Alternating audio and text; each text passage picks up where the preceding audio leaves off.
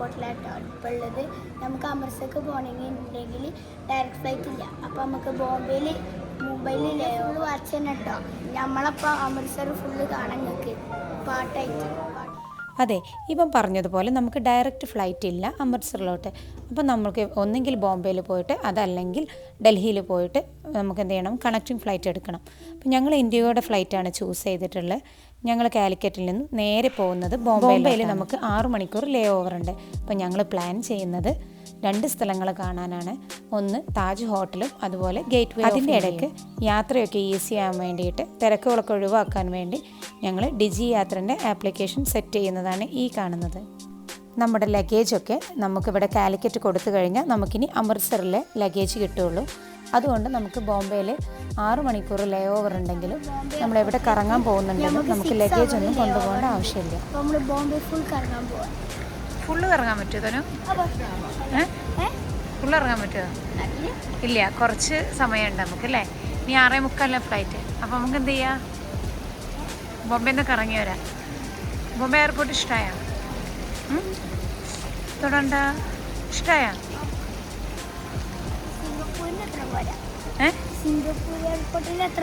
അത്ര പോരാ? ഓക്കെ. ഇങ്ങനെ യാത്ര നമ്മൾ പ്ലാൻ ചെയ്യുമ്പോൾ അധികം ലഗേജ് ഒന്നും നമ്മൾ കയ്യിലെടുക്കാതിരിക്കുക. നമ്മൾ P4 ലെവലിലേക്ക് പോയാലേ ട്രാൻസ്പോർട്ട് ലോബിക്ക് എത്തുള്ളൂ. അവിടെയാണ് ഊബർ, ഓല, മെരു അതൊക്കെ ഉള്ളത്. ഇതൊക്കെയാണ് നമുക്ക് ട്രാൻസ്പോർട്ടിന് ആവശ്യം വരിക. കാരണം ടാക്സി വിളിക്കുകയാണെങ്കിൽ കുറച്ച് പണിയാണ്. പക്ഷേ ഇതാകുമ്പോൾ നമുക്ക് ഡെസ്റ്റിനേഷൻ ഒക്കെ ആപ്പിൽ തന്നെ ചൂസ് ചെയ്യാം. നമുക്ക് P4 ലെവലിലോട്ട് പോകാൻ എസ്കലേറ്റർ, അതുപോലെ ലിഫ്റ്റ്, സ്റ്റെയേഴ്സ് എല്ലാം അവൈലബിൾ ആണ് ഈ എയർപോർട്ടിൽ. അതുപോലെ ബോംബെ എയർപോർട്ടിലൊരു പ്രത്യേകതയായിട്ട് എനിക്ക് തോന്നിയത്, ഇനി വേറെ എവിടെയെങ്കിലും ഉണ്ടോയെന്ന് എനിക്കറിയില്ല, ഓരോ കമ്പനീസിൻ്റെ ടാക്സിക്കാരനും വേണ്ടി സെപ്പറേറ്റ് കൗണ്ടർ തന്നെ ഉണ്ടായിരുന്നു. ഒലയ്ക്ക് വേറെ, മെറു വേറെ, പ്രീപെയ്ഡ് ടാക്സിക്ക് വേറെ കൗണ്ടർ. അത് വളരെ യൂസ്ഫുള്ളായിട്ടാണ് നമുക്ക് തോന്നിയത്.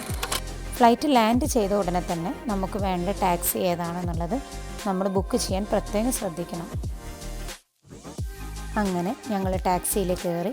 ഇനി ഞങ്ങൾ പോകുന്നത് ഗേറ്റ് വേ ഓഫ് ഇന്ത്യയും അതുപോലെ താജ് ഹോട്ടലും കാണാനാണ്. നമ്മൾക്കാകെ 6 മണിക്കൂറാണ് ടൈമുള്ളത്. അതിൽ ഫ്ലൈറ്റ് പോകുന്നതിൻ്റെ ഒരു 2 മണിക്കൂർ മുന്നെങ്കിലും തിരിച്ച് നമുക്ക് എയർപോർട്ടിലെത്തും വേണം. അതുകൊണ്ട് ഒരു 4 മണിക്കൂറിൻ്റെ ഉള്ളിൽ നമ്മൾ അവിടെ പോയി ഈ 2 പറയുന്ന സാധനങ്ങളും കണ്ട് നമുക്ക് തിരിച്ച് എയർപോർട്ടിൽ പോകുന്ന വഴി ഞങ്ങൾ അംബാനിയുടെ വീടും കണ്ടു. ഇപ്പം നമ്മൾ പോയിക്കൊണ്ടിരിക്കുന്നത് കടലിനടിയിലുള്ള തുരങ്കപാതയിലൂടെയാണ്. വെറും 2 വർഷം കൊണ്ടാണ് ഇതിൻ്റെ പണി പൂർത്തിയാക്കി കഴിഞ്ഞത്. ഈ റോഡിൻ്റെ ഒരു പ്രത്യേകത എന്താണെന്ന് വെച്ചാൽ 45 മിനിറ്റുള്ള യാത്ര നമുക്ക് വെറും 10 മിനിറ്റ് ആയിട്ട് കുറക്കാമെന്നുള്ളതാണ്. 120 വർഷം വരെ നമുക്ക് വണ്ടികൾ ഈ ടണലിലൂടെ ഓടിക്കാമെന്നാണ് ഇവരുണ്ടാക്കിയപ്പോൾ പറയുന്നത്. 2.07 കിലോമീറ്റർ ദൂരമാണ് ഈ ടണലിൻ്റെ ദൂരം വരുന്നത്.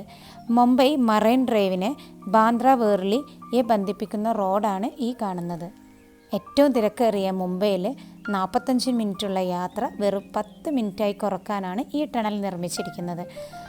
കടൽ ജലം തുരങ്കത്തിലേക്ക് കയറാതിരിക്കാൻ ഇവരൊരു പ്രത്യേക മിശ്രിതവും സ്പ്രേ പെയിൻറ്റും ചെയ്തിട്ടുണ്ട്. വെന്റിലേഷൻ സൗകര്യവും ഡ്രെയിനേജ് സംവിധാനവും ഫയർ ആൻഡ് സേഫ്റ്റി സംവിധാനവും എല്ലാം ഒരുക്കിയിട്ടുണ്ട്. വരും തലമുറയ്ക്ക് നമ്മുടെ തലമുറ എന്ത് ചെയ്തു ഇന്ത്യയിൽ എന്ന് ചോദിക്കുമ്പോൾ അതിന് കാണിച്ചു കൊടുക്കാനുള്ള ഒരു തെളിവും കൂടിയായിട്ടാണ് എനിക്കിത് തോന്നിയത്. ഗൈസ്, നോക്കിക്കേ ഇവിടുത്തെ മറൈൻ ഡ്രൈവ്. നല്ല ഈ കമ്പി കണ്ടു. ഇതല്ല ഇലൂഷണമാരി വീഡിയോയിൽ കാണുമ്പോൾ ഞാൻ കാണിച്ചു തരാം. ഇതൊക്കെ ഈ കമ്പിക്ക് അടിക്കും മോൾക്കും പോണ വേണ്ടി തോന്നില്ലേ? ഇത് നീറ്റല്ലേ? അങ്ങനെ ഞങ്ങൾ 1/2 മണിക്കൂറിനുള്ളിൽ ഗേറ്റ് വേ ഓഫ് ഇന്ത്യയുടെ ഫ്രണ്ടിലെത്തി. ഇവിടെ നമുക്ക് ടിക്കറ്റ് എടുക്കേണ്ട ആവശ്യമില്ല. ഇതാണ് ഗേറ്റ് വേ ഓഫ് ഇന്ത്യ.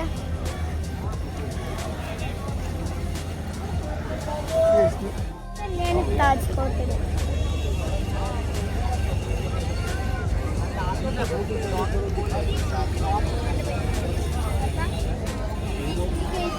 ഇന്ത്യയും താജ് ഹോട്ടലിന്റെ നടുവിലാണ് നമ്മൾ അറേബ്യൻസ്. നമുക്ക് പോയേക്കാം.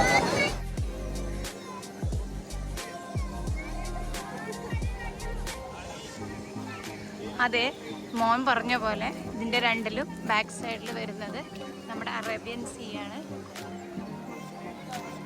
ജോർജ് ഫിഫ്ത്ത് ഇങ്ങോട്ട് വന്നത്, അതുകൊണ്ട് നമ്മൾ ഈ ഗേറ്റ് വേ ഓഫ് ഇന്ത്യ ഉണ്ടാക്കി. അതേമാതിരി ബ്രിട്ടീഷുകാരൊക്കെ പോയിട്ട് അവസാനം ഈ വഴിക്കൂടെ. അങ്ങനെ ഞങ്ങൾ കുറച്ച് ഫോട്ടോസ് എല്ലാം എടുത്തു. കുറച്ച് സമയം ഞങ്ങളവിടെ സ്പെൻഡ് ചെയ്ത് ഞങ്ങൾ ടാക്സി ബുക്ക് ചെയ്ത് തിരിച്ച് ഞങ്ങൾ എയർപോർട്ടിലോട്ട് പോവുകയാണ്. പോകുന്ന വഴി ഞങ്ങൾ മറൈൻ ഡ്രൈവ് ശരിക്കും കണ്ടു. നല്ല വൃത്തിയുള്ളൊരു തിരിച്ചു പോരും വഴിയാണ് ഞങ്ങൾ ഹാജി അലി ദർഗ കാണുന്നത്. ഇവിടെ പ്രവേശനം തികച്ചും സൗജന്യമാണ്. എല്ലാ മതസ്ഥരും വംശജരും ഇവിടെ എത്താറുണ്ടത്രേ. ഇവിടെ എല്ലാ ദിവസവും സന്ദർശിക്കാമെങ്കിലും വ്യാഴം വെള്ളി ദിവസങ്ങളിൽ ഇവിടെ പ്രത്യേക തിരക്കാണെന്ന് നമ്മുടെ ഡ്രൈവർ പറഞ്ഞു. 16 മണിക്കൂർ ദർഗ തുറന്നിരിക്കുമെങ്കിലും വേലിയിറക്ക സമയത്ത് മാത്രമേ ഇവിടെ പ്രവേശനം സാധ്യമാകൂ. 1949-ലും 2005-ലും മുംബൈയിൽ വന്ന വെള്ളപ്പൊക്കത്തിൽ പോലും ഇതിനൊന്നും സംഭവിച്ചിട്ടില്ല. അങ്ങനെ കുറച്ച് സമയത്തിനുള്ളിൽ മുംബൈയുടെ കുറച്ച് ഭാഗങ്ങളും കണ്ട് ഞങ്ങൾ തിരികെ ബോംബെ എയർപോർട്ടിലെത്തി. ഇന്ത്യയിലെ അതിമനോഹരമായ എയർപോർട്ടുകളൊന്നാണ് ബോംബെ എയർപോർട്ട്. യാത്ര ആപ്പ് ഉള്ളതുകൊണ്ട് ഞങ്ങൾക്ക് പല ഭാഗത്തും ക്യൂ നിൽക്കേണ്ടി വന്നില്ല. എവിടെയുള്ളപ്പോൾ ഏത് എയർപോർട്ടില്? അതൊന്നും പറയണ്ട, മുംബൈ എയർപോർട്ടിന് പോരെ. ഇനി എങ്ങോട്ടാ പോണേ? നമ്മൾ അമൃത്സർക്കുള്ള ഫ്ലൈറ്റ് വെയിറ്റ് ചെയ്യണല്ലേ? ഓക്കെ, അപ്പോൾ മുംബൈനോട് ബൈ ബൈ പറ. നമ്മൾ അമൃത്സറിൽ എയർപോർട്ടിൽ എത്തിട്ടോ.